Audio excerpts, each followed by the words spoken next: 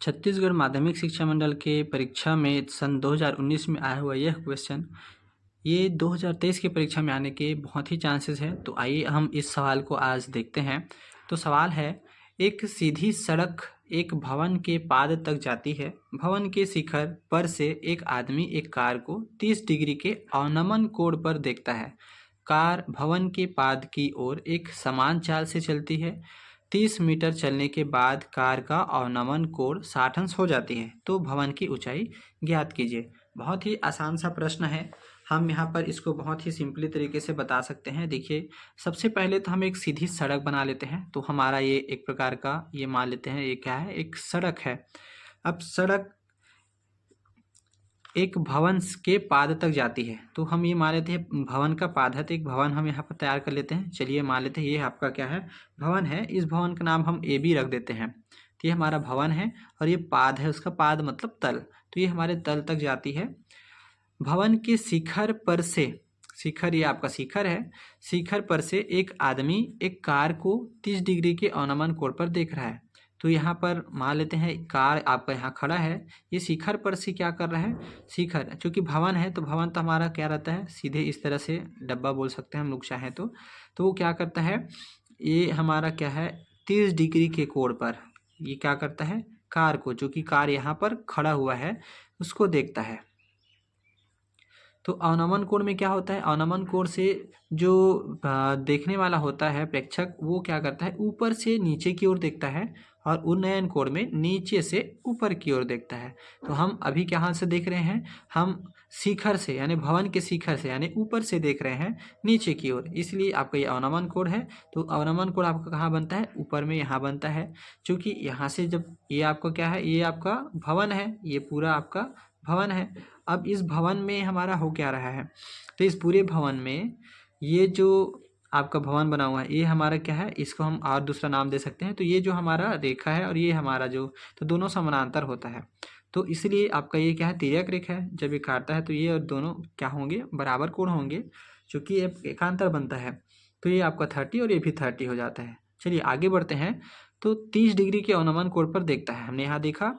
फिर आ जाते हैं कार भवन के पाद की ओर, चूँकि कार यहाँ है, अब भवन की ओर, पाद की ओर, तो भवन तो ए बी है तो इधर चलेगा।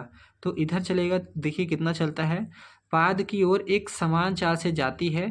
30 मीटर चलने के बाद कार का अवनमन कोण 60 हो जाता है। तो 30 आपका 30 मीटर, चलो मान लेते हैं 30 मीटर आपका यहाँ तक चला, यहाँ से यहाँ तक आने में 30 मीटर चला। और ये आपका जो है इसका अवनमन कोण, चूँकि ऊपर से ही देखेगा तो ये आपका क्या बन रहा है, यहाँ से यहाँ तक का अवनमन कोण है 60 अंश, यानी यहाँ का भी आपका क्या बन जाएगा, 60 अंश का कोण बन जाएगा। तो भवन की ऊंचाई ज्ञात कीजिए। तो ये हमारा भवन है, ये इसका क्या रहेगा, ऊंचाई रहेगा।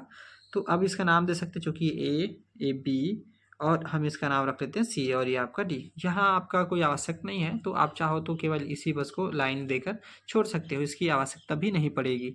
तो आइए देखते हैं अब हम इसमें क्या कर सकते हैं। सबसे पहले हमने यहाँ पर माना क्या है, भवन। तो माना भवन ए बी है। फिर चूँकि ए बी का हमने मानकर क्या रखा है, भवन जो है उसकी ऊंचाई h है, तो यहाँ हम लोग लिखेंगे h। और सी डी ये हमारा है, सी से डी तक कितना चला है, 30 मीटर चला हुआ है। अब आ जाते हैं, इसके बाद हमारे पास कोण दिया हुआ है। तो कोण है बी सी ए, यानी बी सी ए, ये कितना है 30 डिग्री है। और साथ में आपका बी डी ए, ये आपका दिया हुआ है 60 अंश का दिया हुआ है। तो चलिए अब हम देखते हैं, हमारे पास दो त्रिभुज है, एक आपका ये वाला त्रिभुज है और दूसरा हमारा ये वाला त्रिभुज है। तो सबसे पहले हम कहाँ से स्टार्ट कर लेते हैं, ए बी डी में स्टार्ट कर लेते हैं, ए बी डी। चूँकि यहाँ पर हमारा हो जाएगा त्रिभुज समकोण लिखेंगे, चूँकि हमारा समकोण त्रिभुज है, समकोण त्रिभुज ए बी डी में। तो जनरली हमारा क्या है, आधार और ऊंचाई। तो यहाँ भी हम लोग क्या लेंगे, 10 ही लेंगे। तो 10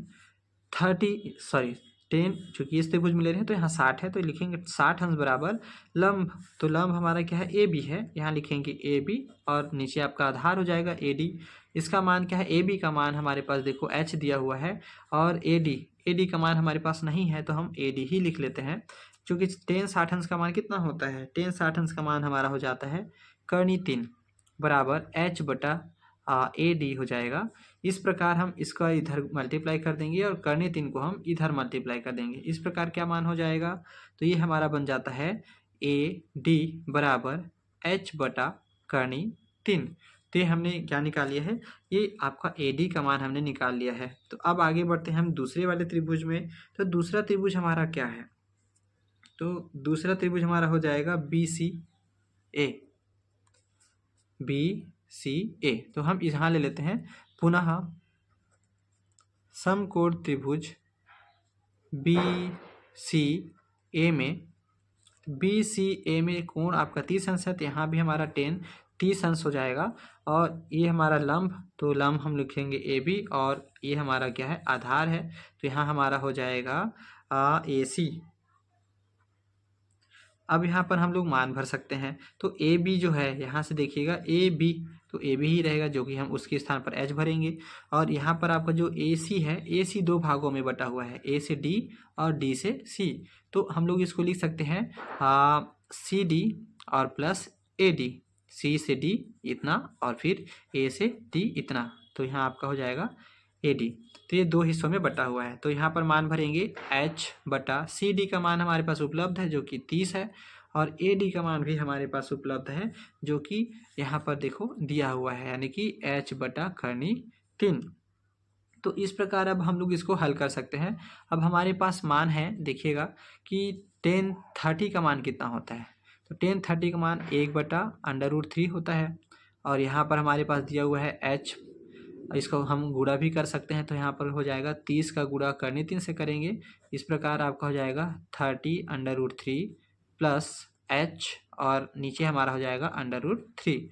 तो अब चूंकि ये हमारा एक साथ है, इसको हम क्या कर लेंगे, इधर गुणा कर लेंगे। तो यहाँ गुणा करने से हमारा क्या हो जाएगा, तो इस प्रकार देख सकते हैं, इसमें आपका जो पूरे का गुणा अगर इधर करते हैं तो ये हम लिख सकते हैं 1/√3, और गुणा हो जाएगा 30 कर्णी 3 धन h और बटा कर्णी 3, इस पूरे का गुणा इसके साथ 1 के साथ हो जा रहा है, बराबर क्या बच रहा है, यहाँ से केवल h बच रहा है। तो अब इसको हम यहाँ पर कर सकते हैं, देखिएगा h बराबर, h को मैंने पहले ले लिया, और h बराबर यहाँ पर हो जाएगा, देखो कर्णी 3 और कर्णी 3 का हम गुणा करेंगे तो क्या हो जाएगा, कर्णी 3 का गुणा करने से केवल 3 होगा। तो हम यहाँ पर लिख लेंगे, यह अलग अलग रिप्रेजेंट भी हम लोग कर सकते हैं। देखिए ये जो आपका कर्णी 3 दिया हुआ है, इसको हम इनके साथ गुणा कर सकते हैं, इनके साथ भी गुणा कर सकते हैं। तो इस प्रकार आपका मान, हम इसको ही बदल लेते हैं, यहाँ पर हमारा क्या हो जाता है, तो यहाँ लिख सकते हैं हम केवल 3, ऊपर बचेगा 30 कर्णी 3 और प्लस h। तो ये जो 3 है हम इसके साथ बांट लेंगे, तो हमारा मान क्या हो जाएगा, h बराबर 30√3/3, और यहाँ हो जाएगा h/3।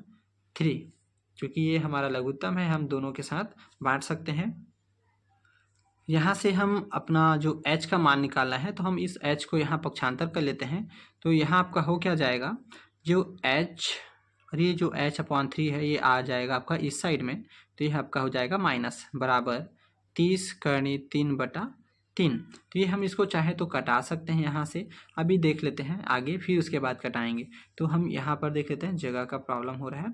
तो यहाँ से हमारा मान क्या हो जाएगा, चूँकि इसको हम 3 गुणा कर सकते हैं, तो 3 का गुणा h के साथ करेंगे तो हो जाएगा 3h माइनस h/3, और बराबर में आपका आ जाएगा 30√3/3। तो ये आपका देखो 3h में से 1h कम कर देंगे तो क्या बच जाएगा, 2h/3 = 30√3।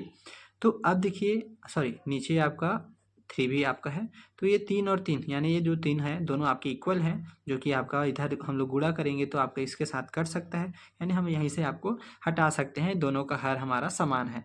इस प्रकार हमारा क्या बचता है, 2h = 30√3। तो 2 को हम इधर गुणा कर सकते हैं, इधर भाग में इधर गुणा में है, इधर भाग कर सकते हैं, इसलिए h/, हो जाएगा 30√3/2, यानी 2 का गुणा कहाँ कर दिए, नीचे।